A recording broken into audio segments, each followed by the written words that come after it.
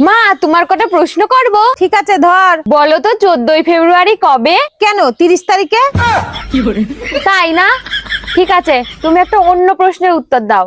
বলো তো আমরা কোন গ্যাসে নিঃশ্বাস নিই? কেন ইন্ডিয়ান গ্যাসে? ঠিক আছে, বাদ দাও। এইবার বলো, বলো তো মরা বেঁধে কেন নিয়ে যায়? যাতে পালিয়ে না যেতে পারে।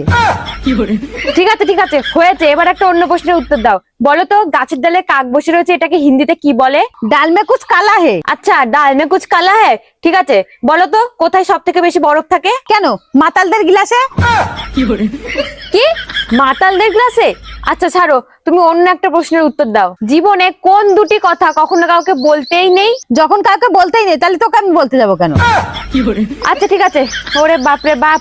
বলো, এই প্রশ্নের উত্তর দাও। বলো তো আমাদের সমুদ্র কয়টা? কেন দুটো? দুটো। কি কি? দীঘা সমুদ্র আর পুরী সমুদ্র।